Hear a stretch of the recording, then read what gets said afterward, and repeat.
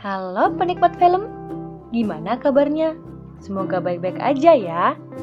Kali ini, Mimin akan melanjutkan part kedua alur film Donghua yang berjudul Battle Through the Heaven. Gimana part satunya? Seru dong pastinya. Dan untuk part kedua ini, yang Mimin bahas nggak akan kalah seru dari part pertama. Oh iya, Mimin ingetin lagi ya, yang belum subscribe channel ini, yuk di-subscribe dan jangan lupa loncengnya diaktifkan agar tidak ketinggalan film-film seru lainnya yang bakal Mimin bahas. Oke, daripada basa-basi, kita let's go!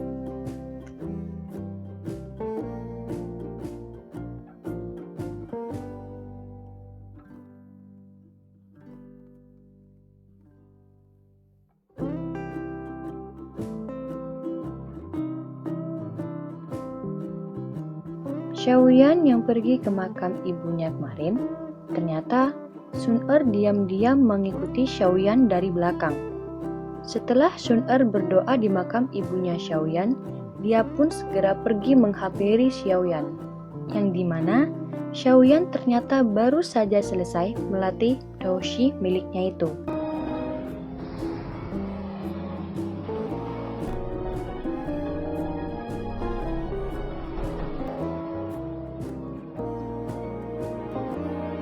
Xiaoyan yang sudah merasa baikan, dia pun mau berbicara dengan Sun-er kali ini.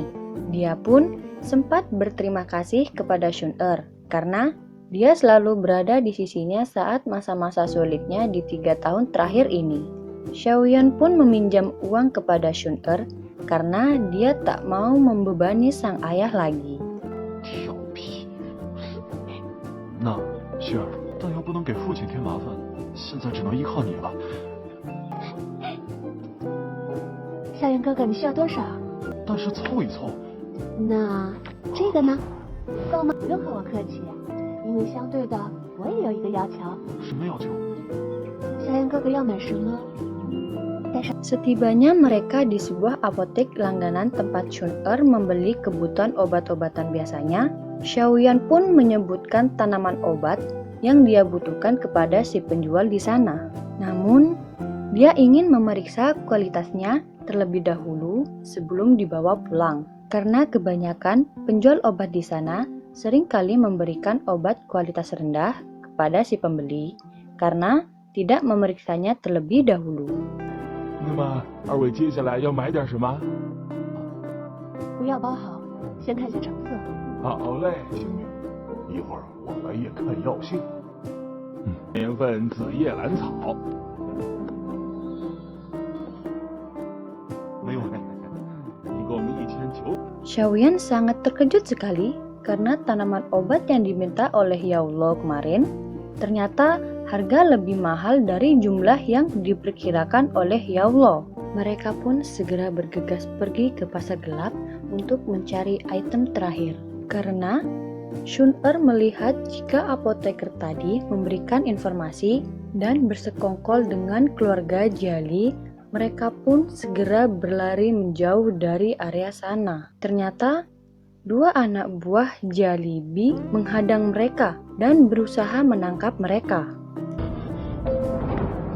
好巧啊！什么退婚？是休妻，这废物！看，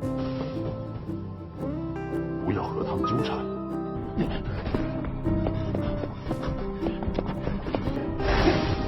一山长。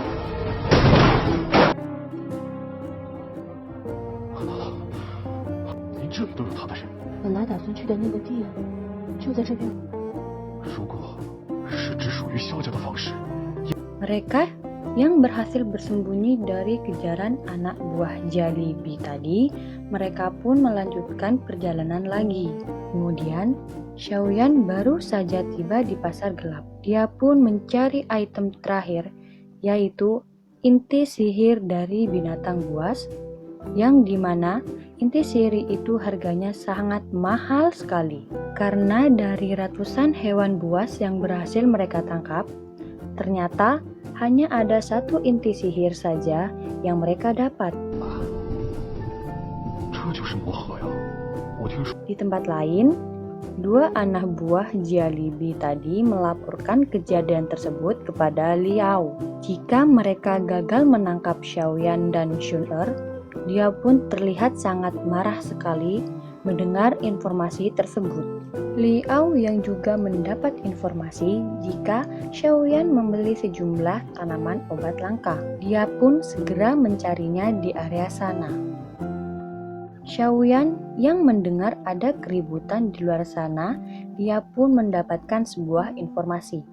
Jika Liao membuat keributan di area pasar keluarga Xiao. Xiaoyan yang baru sampai di sana, dia pun berusaha mengusir dua anak buah Liao agar segera pergi meninggalkan tempat itu. 房室那边出事了。校园哥，我去厕所收拾完你的同伴，就把你们一起拧。哎呀，您解手的速度还真快啊！我害怕，我们少爷只想请您喝杯茶而已。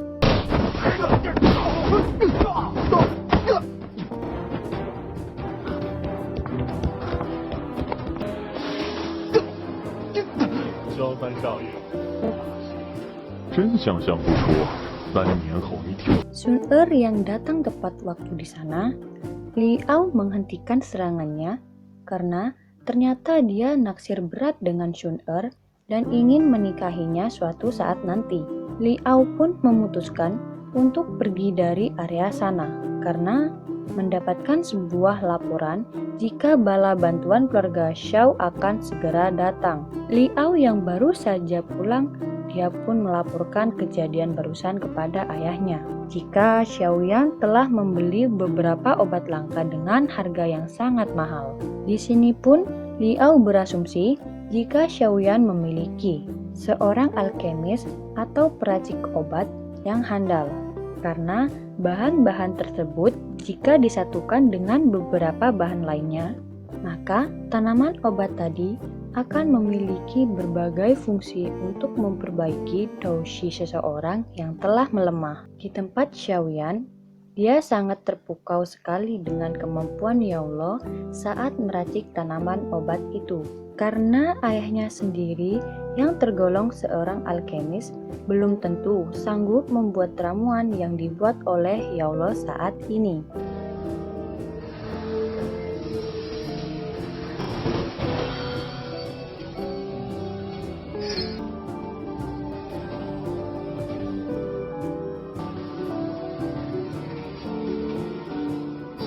Xiaoyan yang menggunakan ramuan dari Ya Allah, dia pun langsung muntah darah dan akan pingsan karena doushi miliknya itu belum cukup kuat untuk menerima efek dari ramuan tersebut. Untung saja Ya Allah berhasil menanganinya dan tanpa buang-buang waktu lagi.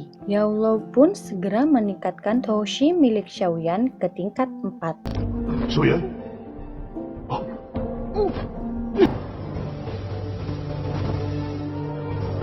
还好这小子命大。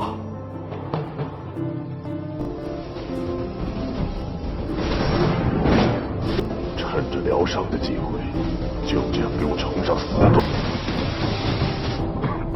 便宜你这小子了。 Esok harinya, ayah Xiaoyan dan dua saudaranya yang ingin mengikuti pelelangan di sebuah rumah lelang kalangan elit, mereka sangat kaget sekali karena keluarga Jialibi dan keluarga Awa memborong habis tiket kursi kelas VIP dan jelas-jelas ingin membuat keluarga Xiao tidak ikut andil dalam pelelangan kali ini. Dari kejauhan, terlihat sang pemilik rumah lelang yang bernama Ya Fei sedang mengamati mereka. 亚飞大人，看来只要保持中立，就能优胜。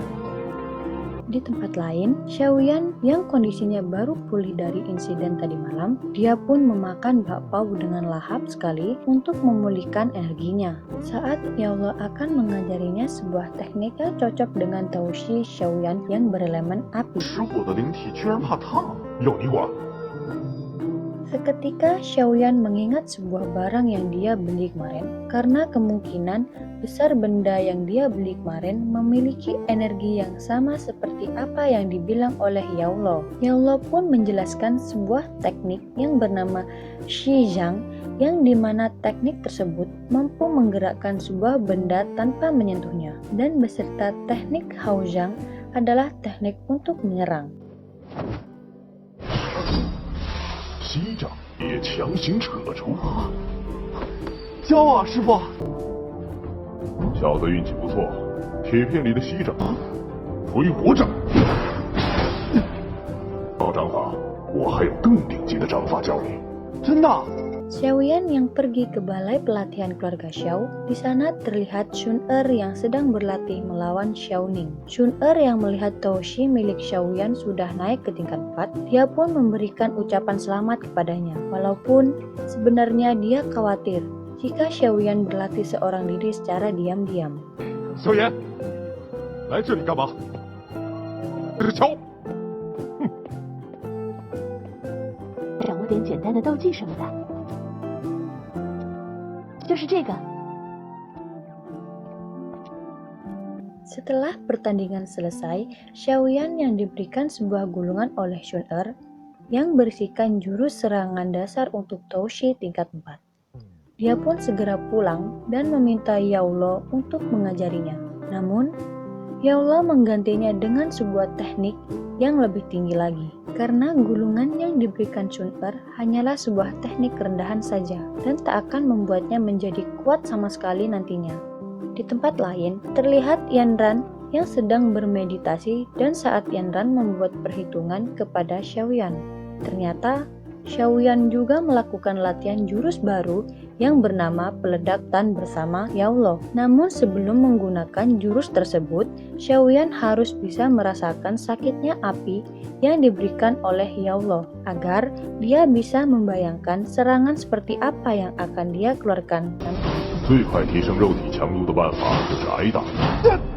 我连虚儿的账都还没还上，哪来的钱？ Scan pun beralih di mana Xiaoyan berada di halaman rumah lelang untuk menjual salah satu ramuan yang diracik oleh Yaulo kemarin. Tapi di sisi lain, Xiaoyan menyamar dengan memakai jubah agar identitasnya tidak diketahui oleh Yafei nantinya. Ternyata tujuan Yaulo menyuruhnya untuk menjual salah satu ramuannya kemarin.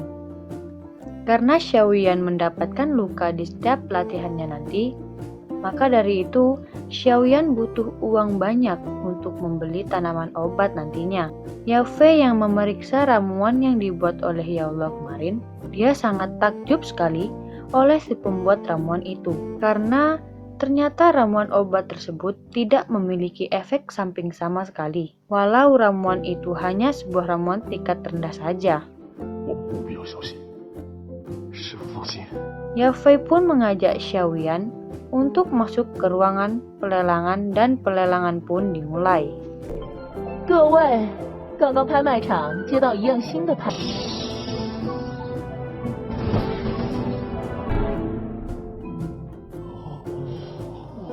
当处于斗者之下的人，修炼速度加快。